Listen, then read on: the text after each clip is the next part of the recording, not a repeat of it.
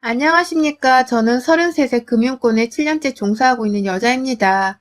결혼한 지는 2년차, 아이는 아직 없는 상태이고요. 결혼 생활이 좀 많이 난잡해서 할 얘기가 많으니 바로 두서없이 사연을 시작해 보도록 하겠습니다. 저희 남편은 3년 전 취업 동아리에서 처음으로 만나게 되었습니다. 당시 남편과 저는 둘 다 일하는 지역만 다를 뿐 같은 금융권에서 일을 하는 같은 분야의 종사자였고요. 취업 준비하는 학생들 멘토 역할을 해달라는 제 대학 후배의 부탁으로 나간 모임 자리에서 같은 멘토로 참석을 한 남편을 처음 만나게 되었습니다. 사이에서 학생들이 잘 어울린다는 얘기를 해주며 분위기를 치켜 세워줬고 저희 둘을 모두 다 알고 지내고 있던 대학 후배도 잘 해보라며 길을 깔아주더라고요. 그와 동시에 저희 두 사람도 하는 일이나 적성 등 서로 잘 맞는 것이 많아 보여 호감을 가지게 되었고 1년을 채 채우지도 못한 연애 끝에 빠른 결혼을 올렸습니다. 당시 저는 31살이었고 남편은 33이었는데요. 둘 다 결혼을 그리 급히 하지 않아도 되는 평범한 나이였지만 주변 상황에 의해서 결혼은 빛의 속도로 이루어졌어요. 저희 시부모님, 정확히는 시어머님이 아들의 결혼을 정말 바라셨습니다. 단순히 아들이 빨리 결혼하길 원해서 결혼을 재촉하는 거라고 생각했는데 그 이유를 저는 결혼을 하고 나서야 알았어요.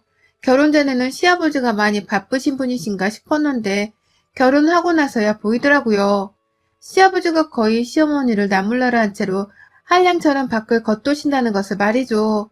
집에 잘 들어오지도 않으시고 남편에게는 여동생이 하나 있기도 한데 시어머니랑 아가씨는 둘 다 시아버지가 없는 집안에서도 너무나도 익숙해졌다는 듯이 한 사람을 빼놓고 결혼 축하초를 불고 축하를 하고 또 저희 집에 나들이라면서 놀러를 오는 겁니다. 슬쩍 아버님은 어디 계신지에 대해서 물어보면 대답도 안 하고 어디 가는지 알게 뭐냐면서 적대적으로 구시더니만 결혼하고 3개월도 채 되지 않아 말씀하시더라고요. 원래 그렇게 늘상 가족들을 나몰라라 하고 밖에서 여자들 뒤치다꺼리나며 사는 양반이었다고 말이죠. 그것도 소주 한 반병 정도 들어간 후에야 말입니다. 조금 당황스러웠고 저도 나름 남편이랑 결혼을 할 때 이 사람의 조건이 좋아서 결혼을 한 이유도 있었는지라 순간 사기 결혼이 아닌가 싶었습니다. 사람이 능력 있고 똑똑하고 그런데 집안도 부족해 보이지 않는 것 같길래 마다할 이유가 없어서 시집을 온 건데 시아버지가 바람기가 있어 보이는 것이 저로서는 굉장히 불안한 요소였거든요. 주변에서 바람나서 갈라섰다는 부부를 아직까지 가까이에서 보지를 못했었지만 그럼에도 남자는 자기 부모의 영향을 받고 자란다고 하니 시부모님의 관계에서 불안함을 느낄 수밖에 없었던 것 같습니다. 그러지 않길 바라는 마음에 결혼 초부터 시어머니 꼴이 나지 않으려는 노력을 많이 했어요.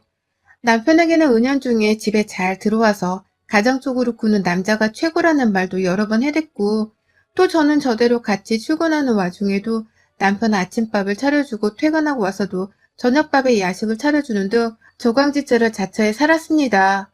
남편이 고맙다고 좋아하라 하면서 밥을 먹는 모습에 더 힘을 받아서는 열심히 밥을 차린 거라서 솔직히 신혼 당시는 힘든 것도 별로 없었어요. 내 남편 입에 들어가는 밥이니 오히려 더 맛있고 정성스레 만들어주고 싶다는 생각이 더 컸었죠. 하지만 저의 결혼은 이상한 방향으로 점점 흘러갔어요. 설마 시아버지 따라서 바람을 피우지 않을까 싶어 잠시 고민을 했던 내 남편은 오히려 멀쩡한데 옆에서 시어머니랑 신우가 그렇게 저를 들들 볶더라고요. 하나밖에 없는 아들이자 오빠인 제 남편을 마치 집안의 기둥 그리고 시아버지를 대신해 찾을 수 있는 사람으로 대하려는 듯이 시도 때도 없이 연락을 해오고 남편을 찾으러 집에 오셨답니다. 그 당시는 남편마저도 자기 엄마랑 여동생을 너무 반갑게 찾고 집에 들이길래 옆에서 감히 싫은 티도 못 내겠더라고요. 괜히 나 하나 때문에 분위기가 흐트러져서는 남편이랑도 부부싸움까지 할까 싶어 말이죠. 그래도 어련히 알아서 찾아오는 횟수도 좀 줄여주고 하다못해 자주 올 거면 올 때 빈손으로 오지 말고 간단히 먹을 과일이라도 좀 싸우면 좋으란만. 저희 시어머니랑 아가씨는 그런 염치를 하나도 가지고 있지 않았어요. 오히려 애이라고는 밥 말아먹은 참 보기 힘든 무개념인들이었죠. 남편이랑 한 번은 고기를 구워 먹고 있는데 삼겹살 먹고 있단 소리에 배가 고팠는지 둘이서 말도 없이 제 집에 찾아왔더라고요. 고기를 먹는데 왜 같이 부르지를 않았냐고 하면서 뻔뻔하게 식탁에 의자를 가져왔는데 저는 얼마 먹지도 못하고 남은 고기를 다 두 사람 입에 넣어줘야 했답니다. 자기들끼리 동네를 서성이며 돌아다니다가 제 생각이 났다는 말과 함께 주말에도 뻔뻔스레 저희 집을 찾아오기도 했고요. 심지어 저희 부부가 출근을 하고서 집안에 없는 사이 집에 들어가 좀 쉬고 있으면 안 되겠냐며 비밀번호를 물어보는 전화를 걸어오기도 하셨어요. 당연히 그것만큼은 배려를 해줄 수가 없다며 죄송하다고 카페에 가서 쉬시라며 제가 그 자리에서 은행 계좌로 돈 10,000원을 전송해 드린 적도 있었습니다. 하지만 그것 또한 소용없었어요. 남편이 허락 없이 집 비밀번호를 오픈한 바람에 시어머니랑 시누이는 제 10,000원까지 홀라당 받아먹고선 당당히 저희 집에 들어갔죠. 거긴 제 집과도 다름이 없었는데 말입니다. 제가 재테크를 해서 번 돈으로 1,000원짜리 이미 사서 가지고 있던 제 집이었습니다. 부모님으로부터 아주 진작에 독립을 했고 그래서 제게는 너무 오랜 시간 동안의 추억이 서려있는 집이었어요. 가장 내게는 프라이빗한 공간이기도 했고 말이죠. 저희 부모님 말고는 그 누구도 제 집 비밀번호를 아는 사람이 없었고 그래서 감히 이런 식으로 무단으로 들어와서는 우리 다 놀고 있어요 라며 뻔뻔스럽게 사진을 찍은 문자를 보낸 사람도 없었습니다. 그런데 일자리를 구하지 못해서 백수로 지내고 있는 저희 시누이가 시어머니랑 둘이서 세트로 벼랑간 진상짓을 부리더니만 제 집을 자기 집 마냥 가깝지도 않은데 허구한 날 들락날락 하니까 미치겠더라고요.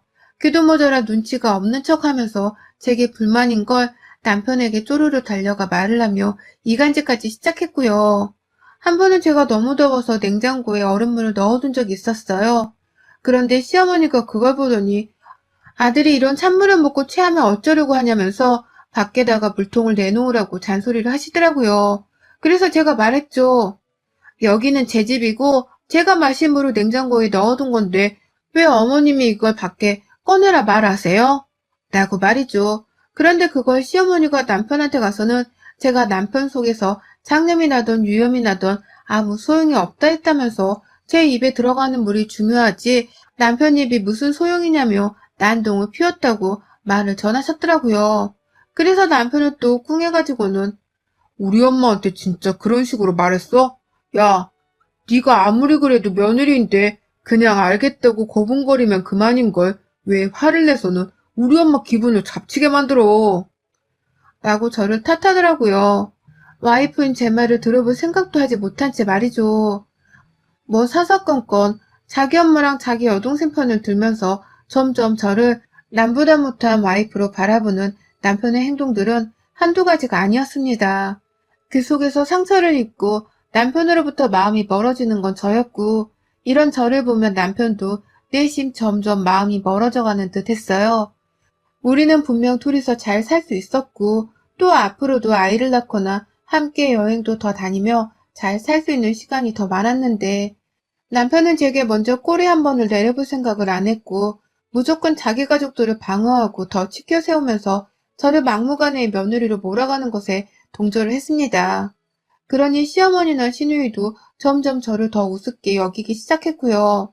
이제는 우리 집에 막무가내로 들어와서 냉장고를 뒤집어 놓고 TV를 보거나 배달 음식을 시켜 먹은 채 뒷정리를 하지도 않고서는 지들끼리 집으로 돌아가는 일도 다반사였어요. 그러다 남편이 생활비를 보태던 것을 뚝 끊어내고 말하더라고요. 자신이 사업을 하려고 하니 당분간은 제 월급만으로 생활비를 쓰면 좋겠다고 말해줘. 곧 퇴사를 하고 갑자기 사업을 한다는 남편이 솔직히 믿음직스럽지 못했습니다. 그렇게 나가서 안정적인 월급보다도 성공해서 잘 벌고 살 거란 보장이 전혀 없었으니까요. 너무 불안했고 지금 이대로가 좋다며 말리기도 했지만 남편은 귓등으로도 제 말을 듣지 않았고요.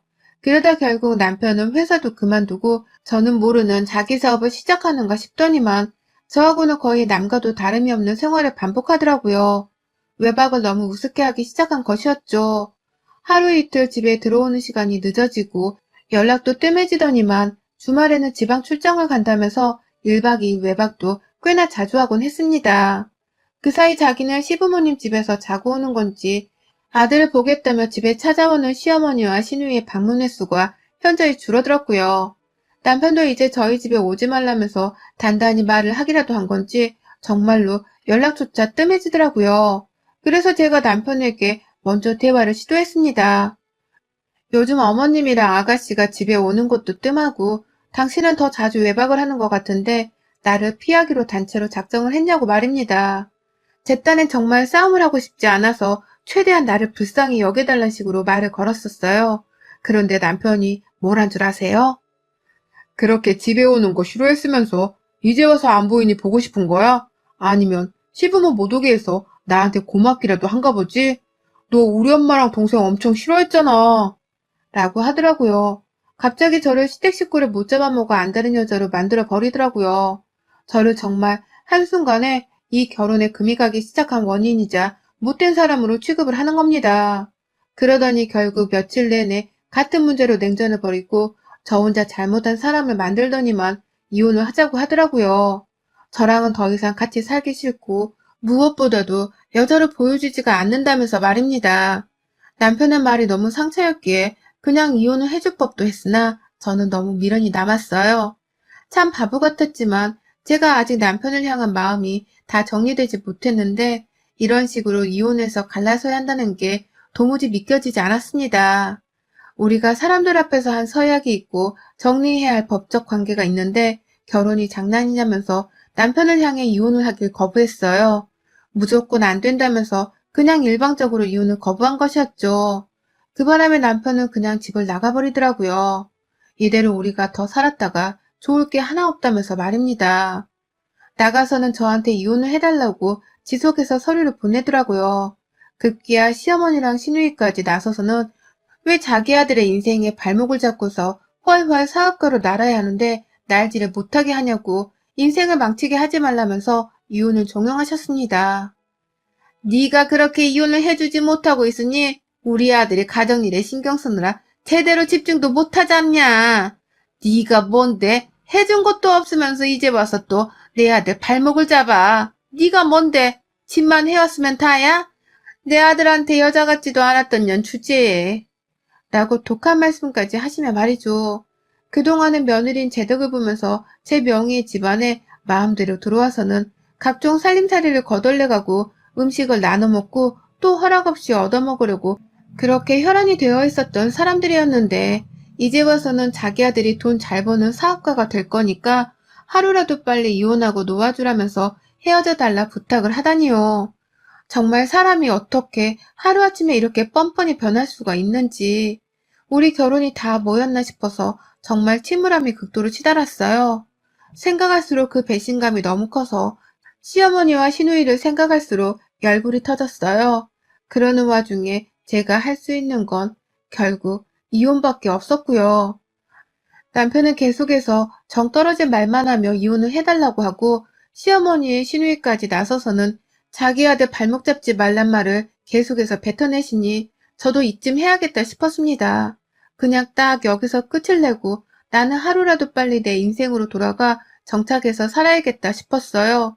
잠시 인생이 큰 똥을 밟았던 바람에 우회를 한 것일 뿐 절대로 실패한 게 아니라는 마음가짐을 먹어가면서 힘들게 말이죠.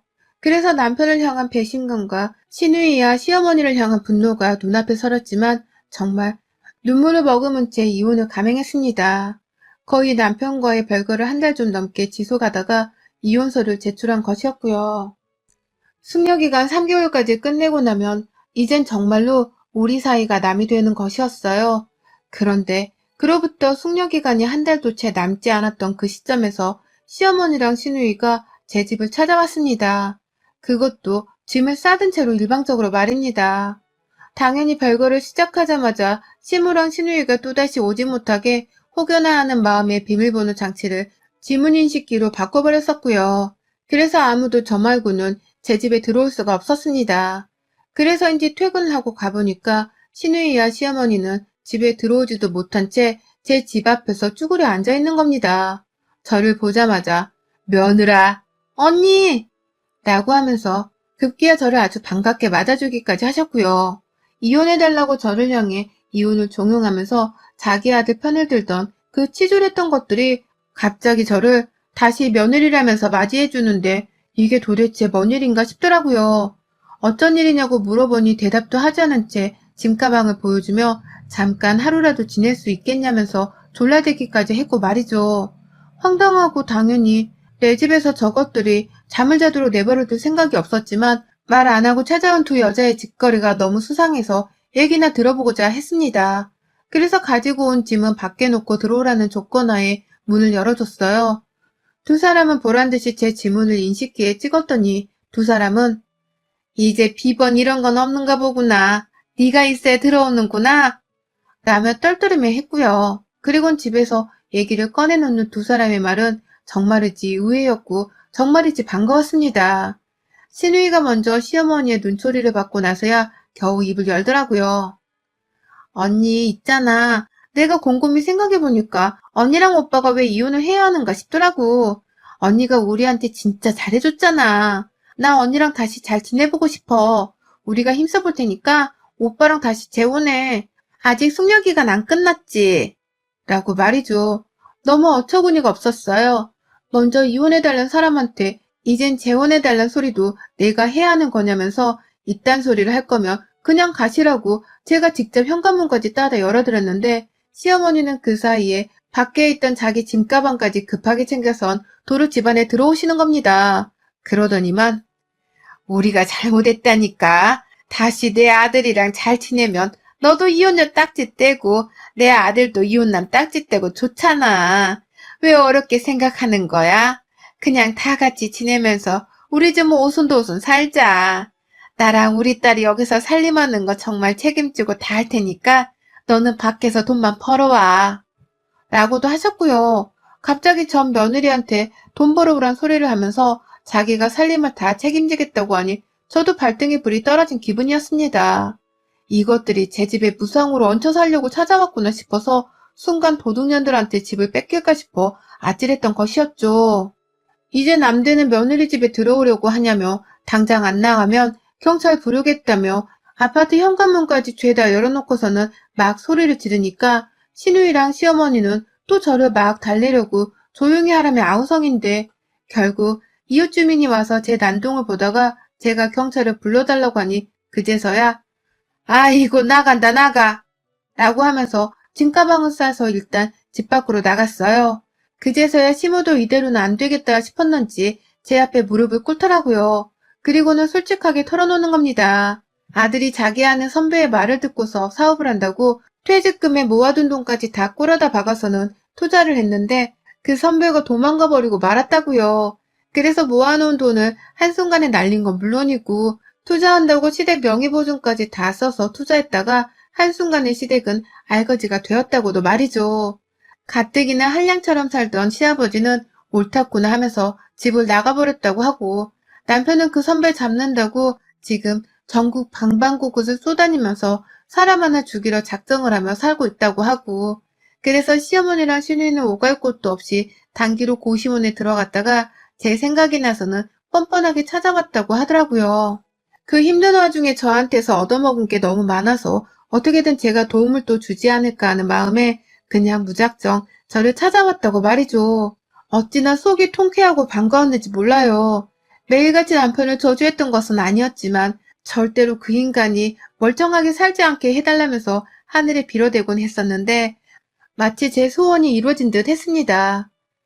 내가 이혼할 수 없다고 버티고 있을 때에도 당신들이 번갈아 전화해서 자기 아들 팔자 망치게 하지 말라면서 잊으라고 했던 거 다 잊었어요? 나한테 이혼해달라고 화냈던 거 다 잊었냐고요? 라면서 오히려 한번 된통 당해보라면서 시누이와 시어머니의 멱살을 잡고는 놓아주지 않았습니다. 경찰이 올 때까지 이렇게 기다리고 있다가 남의 집에 들어와 난동을 부린 죄로 확 형사고소라도 할 수 있음 해볼 참이었어요. 아는 법이 없어서 어떻게든 건수를 만들겠다며 두 사람을 잡고 늘어졌죠. 그러자 시누이는 도와달라면서 그 와중에 지 오빠인 제 전남편한테 전화를 해서는 와달라고 하고 얼핏 들으니 남편은 지금 돈 들고 튄 선배를 찾으러 부산 어디쯤에 있다고 하더라고요. 그 와중에 시어머니는 왜 또 부산에 가 있냐? 네 어제는 뭐 광주라 하지 않았냐?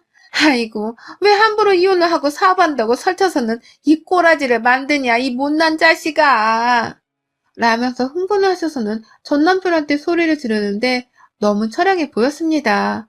고시원에서 지냈다고 하니 그 사이 고시원에서 나눠주는 밥이랑 김치만 먹고 살았던 건지 살이 좀 빠져 보이기도 했고요.